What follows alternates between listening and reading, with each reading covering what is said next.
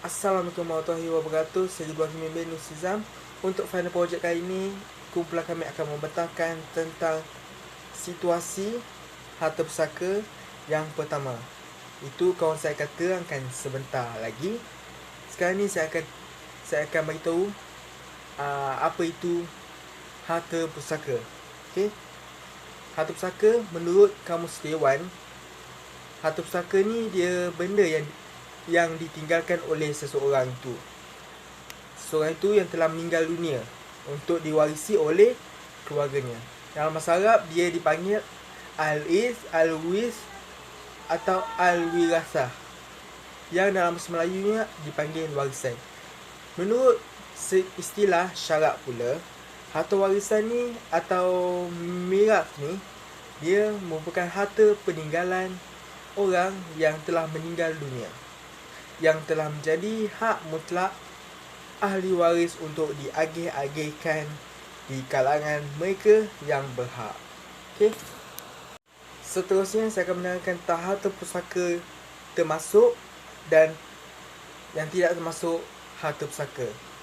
Harta pusaka termasuk ni dia ada beberapa. Yang pertama, semua harta yang ditinggalkan oleh si mati, iaitu dipelihara semasa hayatnya secara halal, seperti menjual beli, lepas tu mendapat pusaka, hibah, hadiah, sedekah serta wasiat. Seterusnya sewaan. Sewaan ni yang belum dijelaskan kepada si mati. Seterusnya hutang. Hutang ni kepada si mati yang dijelaskan selepas kematian. Seterusnya dividen dan faedah yang terbit daripada harta si mati. Seterusnya KWSP si mati dan juga mana terbit selepas si mati seseorang dari usaha si mati semasa hayatnya. Okey, seterusnya saya akan terangkan tentang harta pusaka tidak termasuk.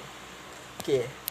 Apa itu harta pusaka tidak termasuk? Dia ada beberapa. Yang pertama, harta yang telah diberi, dijual, diwakafkan dan yang dipegang amanah oleh si mati pada seseorang semasa hayatnya. Seterusnya khairat kematian. Seterusnya yang ketiga adalah pemberian oleh orang-orang yang menziarahi si mati itu. Yang keempat, faedah kematian ataupun amount tambahan KWSP. Seterusnya imbuhan, papasan dan sagu hati. Yang seterusnya pencen. Seterusnya bayaran di bawah Akta Keselamatan Sosial Pekerja 1969 per keso. Dan yang terakhir, harta yang pinjam.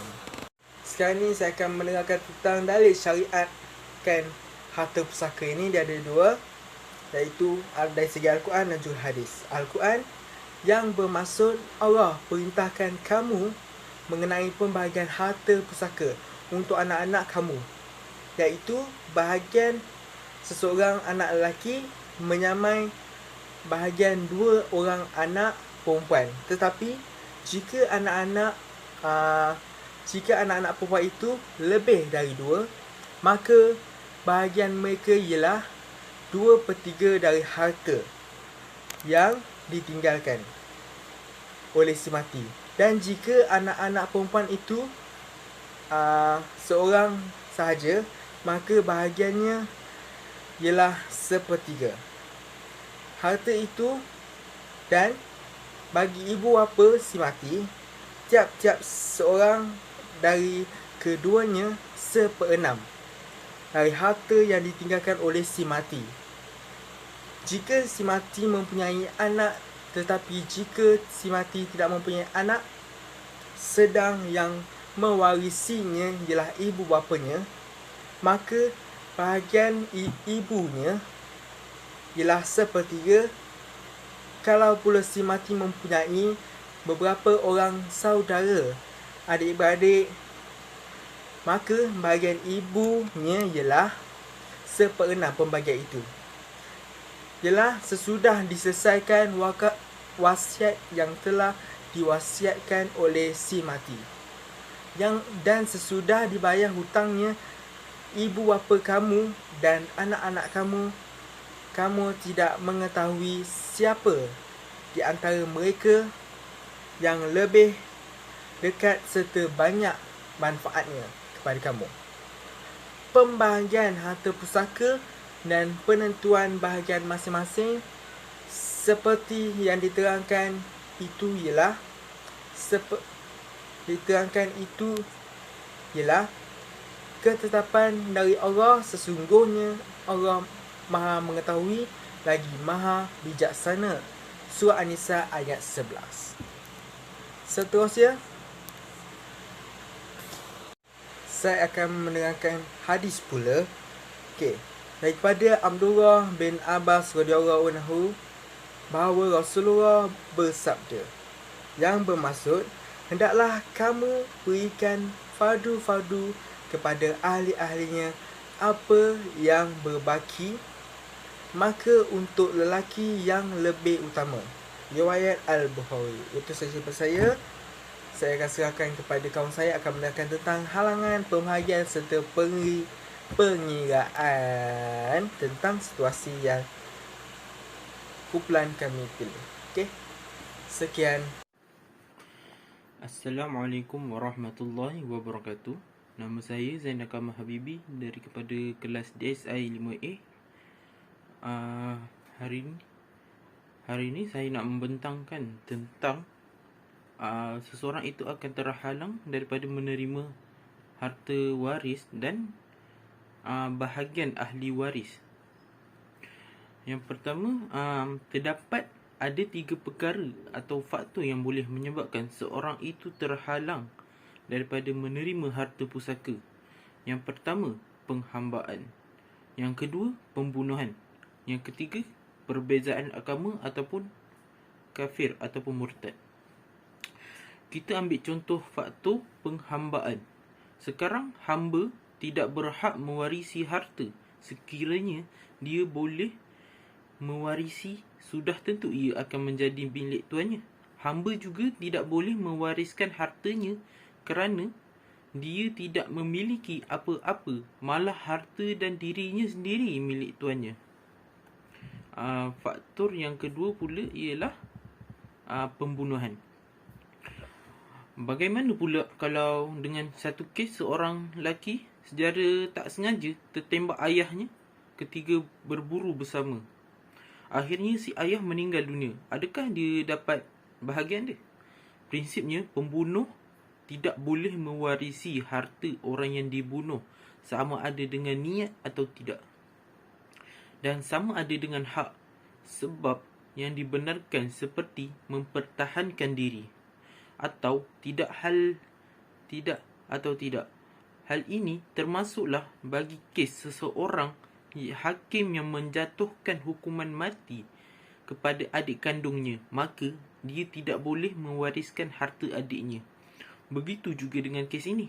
Seseorang yang menjadi saksi pendakwaan sehingga menyebabkan si tertuduh yang merupakan saudaranya dihukum mati.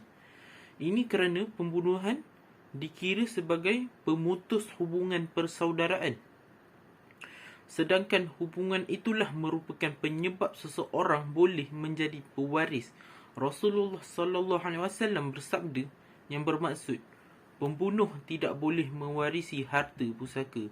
Riwayat Abu Daud. Dan faktor yang terakhir adalah murtad. Bolehkah anak yang pusaka ayahnya murtad mewarisi harta ayahnya? Prinsipnya, orang kafir tidak boleh mewarisi harta orang Islam. Dan begitu juga sebaliknya. Rasulullah bersabda yang bermaksud, seseorang Muslim tidak boleh mewarisi pusaka orang kafir. Dan seseorang kafir tidak boleh mewarisi pusaka seseorang Muslim. Riwayat Al-Bukhari. Orang murtad pada hakikatnya telah menjadi orang kafir, maka dia tidak boleh mewarisi pusaka, hartanya juga tidak boleh diwarisi. Malah hartanya dianggap sebagai harta fa'i, iaitu harta rampasan daripada orang kafir, dan mesti diserahkan kepada Baitul Mal.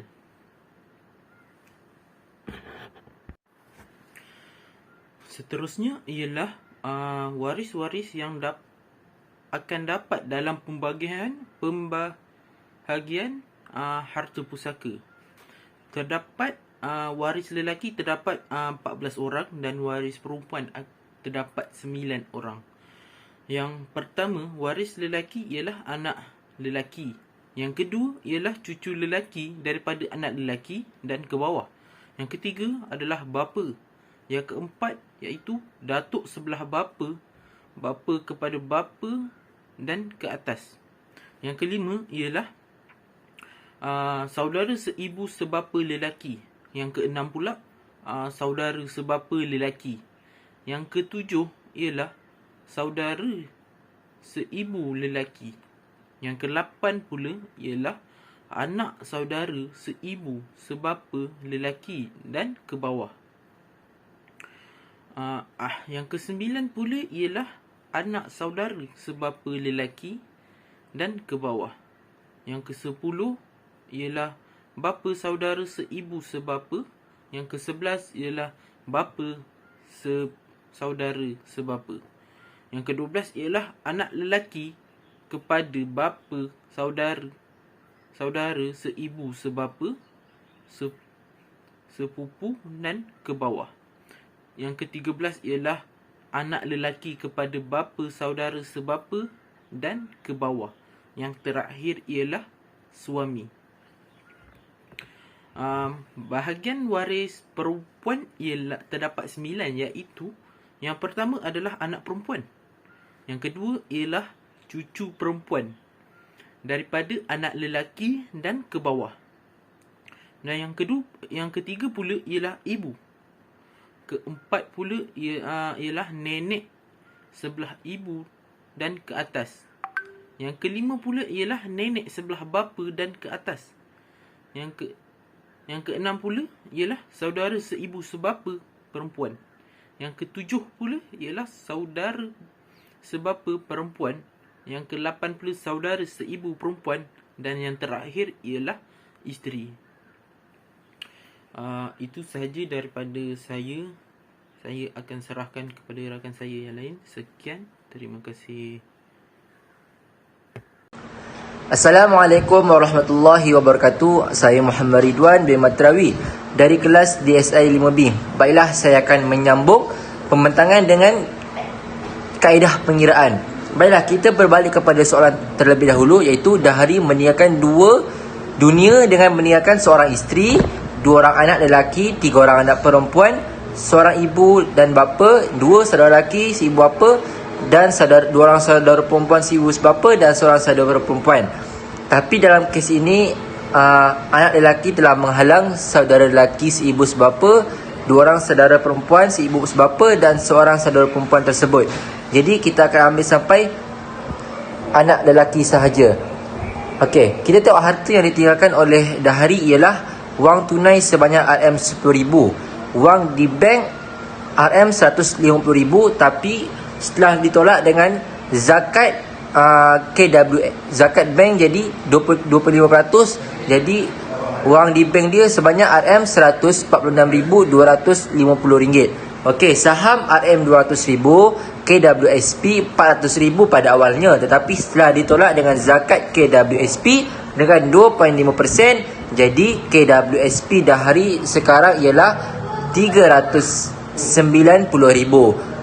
Dan dahari juga mempunyai rumah yang bernilai 3 juta, tanah bernilai RM500,000, kereta bernilai RM200,000, takaful keluarga RM300,000. Jadi keseluruhan untuk harta yang ditinggalkan oleh dahari ialah RM4,760,000.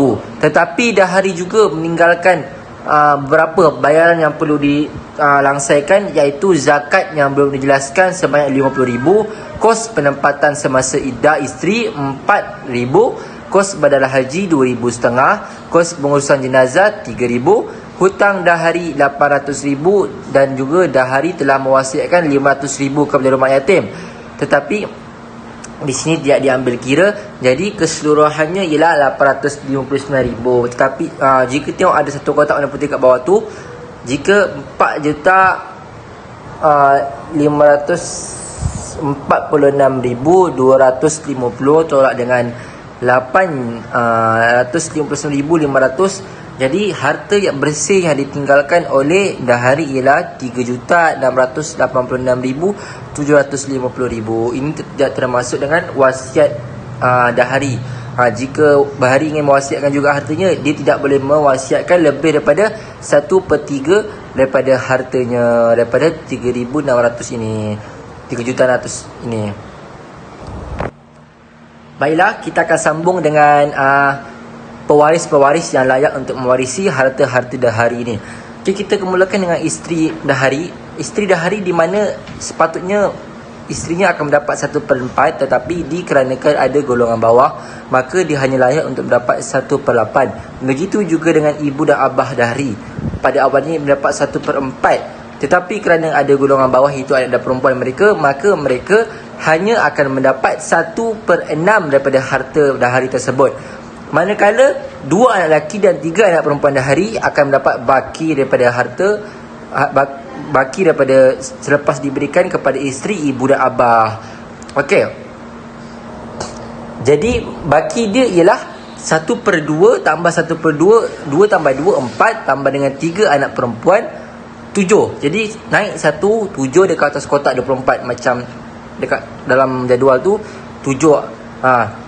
24 ni ialah kerana asal masalah apabila 1/8 berjumpa dengan 1/6, di mana 1/8 jumpa 1/6 ni ialah kerana kumpulan A berjumpa dengan kumpulan B, maka asal masalah dia akan jadi 24. Jadi 24 di situ. Jadi untuk mendapatkan jadi 7 dan 24 ni dapat 168, itulah saham untuk mereka semua. Jadi untuk kita dapatkan cari saham satu-satu, kita kena bahagi dulu. 24 bahagi 8 dapat 3 untuk isteri. Untuk ibu dan abah masing-masing 24 bahagi 6 dapat 4. 6, 12, 18, 24. Jadi untuk asabah, untuk baki 2 anak lelaki dan 3 anak perempuan ni ialah 24 tolak 4 tolak 4 tolak 3. 24 tolak 11, maka baki untuk anak perempuan dan 2 anak lelaki dan 3 anak perempuan ni ialah 13. Jadi 13. Jadi untuk saham baharu mereka, asal asabah tadi 7 darab 3 darab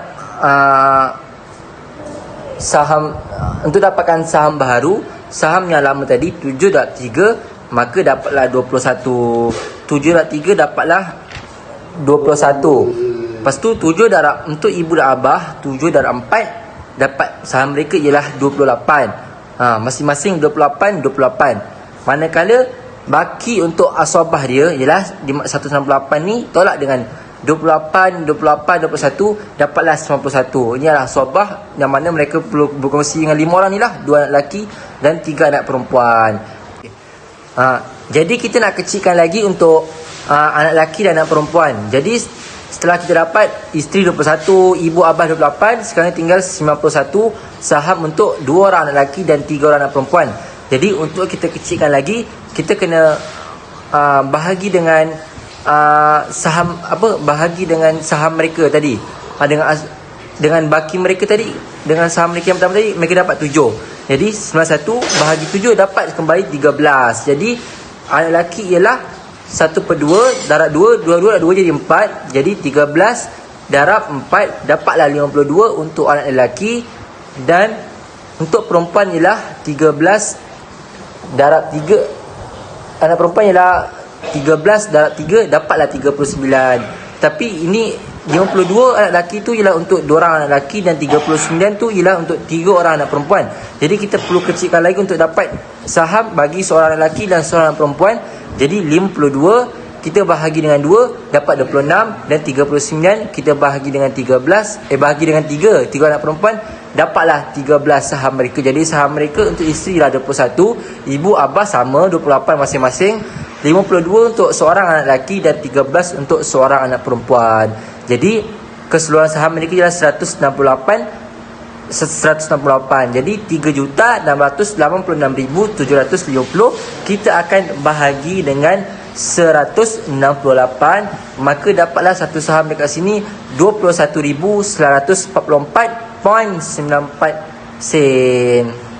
Kita teruskan dengan harta ataupun berapakah yang mereka akan dapat setelah kita bahagi-bahagikan semuanya tadi. Untuk isteri, saham ni 21 darab dengan 21,944.94 sen, maka ibu akan mendapat isteri akan dapat 460,843.75 sen. Okey, kita tengok yang kedua, ibu dan abah dia sama sahaja, iaitu saham mereka 28 darab dengan 21,944.94 sen, maka ibu dan abah masing-masing akan dapat RM614,458.33 sen.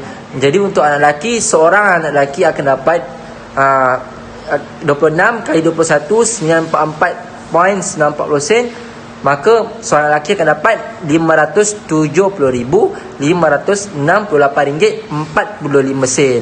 Manakala untuk seorang anak perempuan, mereka saham mereka 13 darab dengan 21,944.94 sen, maka mereka akan dapat RM285,284.23 sen untuk seorang anak perempuan.